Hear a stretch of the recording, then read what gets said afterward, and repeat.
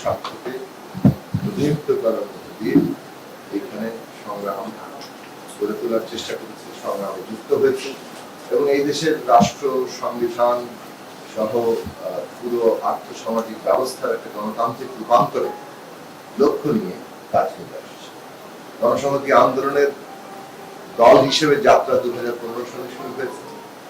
এবং এই দীর্ঘ পথে 2002 সালে প্রতিষ্ঠা এবং 2015 সালে রাজনৈতিক দল হিসেবে যাত্রা এবং আজকে 2026 সাল পর্যন্ত আমরা এই গণসংহতি আন্দোলন হিসেবে আমরা আমাদের সংগ্রাম অব্যাহত রেখেছি। বাংলাদেশের রাষ্ট্র সংবিধান, দেশের আইন ব্যবস্থা, দেশের আর্থসামাজিক ব্যবস্থা সমস্ত কিছুর একটা গণতান্ত্রিক রূপান্তর। সেই কারণে আমরা নিজেদের শক্তি সমর্থ করার চেষ্টা করছি, জনগণকে প্রবর্তন করার চেষ্টা করছি এবং অপরাপর যখনই যে রাজনৈতিক বাস্তবতায় যখন এই পরিস্থিতি তৈরি হয়েছে যে অপরাপর শক্তিগুলোর সাথেও গণতান্ত্রিক প্রশ্ন ঐক্যবদ্ধ পাবে, আমরা তখনই সেই ঐক্যের জায়গাতে আমরা বিভিন্ন পর্যায়ে বিভিন্ন রকম ঐক্য গড়ে তুলেছি। সর্বশেষ গণতন্ত্র মঞ্চ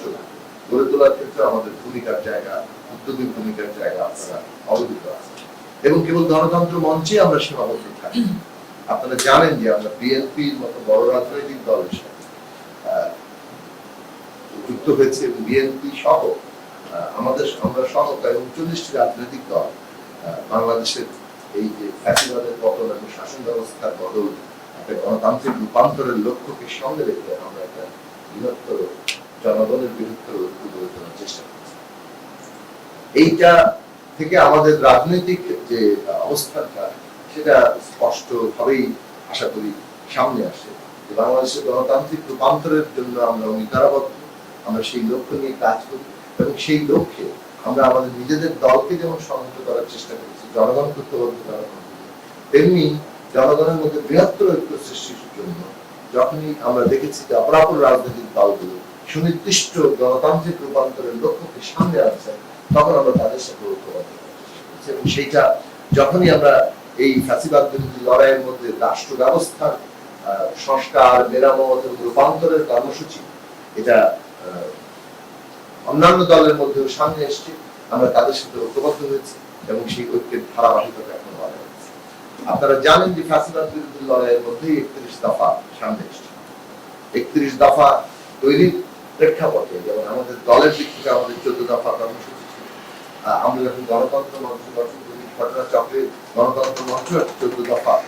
কর্মসূচি সামনে নিয়ে আসে এবং আপনারা জানেন এরপরে বিএনপির পক্ষ থেকে 27 দফা কর্মসূচি দেওয়া হয়েছে রাষ্ট্র ব্যবস্থা মেরামতের এবং এই পরে আমরা আমাদের মঞ্চের 14 দফা, বিএনপি 27 দফা এবং অপরাপর রাজনৈতিক দলগুলোর বিভিন্ন দফাকে একসাথে করে আমরা 31 দফা সেই কর্মসূচিকে সামনে এসেছিল এবং সেই 31 দফার ভিত্তিতে বলা চলে বিএনপির সাথে সাথে আমরা বাকি আরো 38টি দল আমরা একসাথে এবং সেখান থেকে লক্ষ্যটা ছিল যে সরকারের পতন, শাসন ব্যবস্থার বদল এবং বাংলাদেশে একটা গণতান্ত্রিক ধারা প্রতিষ্ঠা। তো আমরা সেই ধারাবাহিকতাতেই শাসন ব্যবস্থা সরকারের পতন ঘটেছে, আমরা তারপরে গণতান্ত্রিক রূপান্তরের জন্য আমরা চেষ্টা করেছি কিভাবে অন্তর্বর্তীকালীন সময়ে এই যে গণতন্ত্রের প্রশ্নটা, শাসন ক্ষমতা কিংবা কাঠামোর যে একটা গণতান্ত্রিক রূপান্তর, জবাবদিহি, ক্ষমতার ভারসাম্য তৈরি করা, এই প্রশ্নের সাংবিধানিক সংস্কার কি হবে সেই বিষয়গুলো নিয়ে আমরা আলাপ আলোচনা করছি জুলাই জাতীয় সংসদ এবং সেটার পরে এটার বাস্তবায়ন পদ্ধতি নিয়ে একটা বিতর্ক আছে। সেই বিতর্ক সত্ত্বেও নির্বাচন এবং নির্বাচনের পরে কিভাবে এই পথটা এই লক্ষ্যগুলো অর্জন করা যায়, এটা বাস্তবায়ন হবে, সেই প্রসঙ্গ নিয়ে আমাদের লড়াইটা অব্যাহত রাখা। সেই ধারাবাহিকতাতে আমরা নির্বাচন করেছি যুগপৎ ধারায়, সেই ধারাবাহিকতাতে আমরা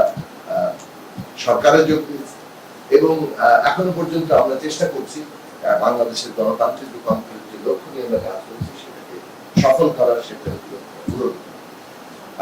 সেখানেই গণসংহতি আন্দোলনের ভূমিকার প্রশ্নটা একটা জায়গাতে এসেছে যে গণসংহতি আন্দোলনের একটা নীতিগত অবস্থান ছিল যে দলের প্রধান যখন সরকারে যোগ দেন তাহলে তিনি দলীয় প্রধানের দায়িত্বে থাকবেন। সেই নীতিগত অবস্থানটা আমরা এখন বাস্তব রূপ দিচ্ছি। যেহেতু দলীয় প্রধান হিসেবে আমি দায়িত্ব পালন করছিলাম এবং দলীয় প্রধানের দায়িত্ব পালনকালীন অবস্থায় সরকার যোগ দিয়েছে, এই দলীয় প্রধানের দায়িত্ব এটা আমরা ছেড়ে কিছুটা সাংগঠনিক প্রস্তুতি নিতে হয়েছে। আমরা আসলে কার্যকর ইলেকশনের পরপরই এই নীতি কার্যকর করেছি, কিন্তু এটা ঘোষণা দিতে কিছুটা দেরি করেছে, কারণ আমাদের নিজস্ব সাংগঠনিক প্রস্তুতির বিষয় ছিল। এবং আমাদের দলের আগামী 8 মে বিশেষ সাংগঠনিক সম্মেলন হবে, যেখানে আমাদের নতুন কমিটি পুনর্গঠিত হবে এবং সেই সময় পর্যন্ত বিদ্যমান কমিটিতে আমাদের দলের অন্যতম সিনিয়র সদস্য, আমাদের রাজনৈতিক পরিষদের অন্যতম সদস্য এবং দীর্ঘদিনের এই দেশের কৃষক আন্দোলনের নেতৃত্বদানকারী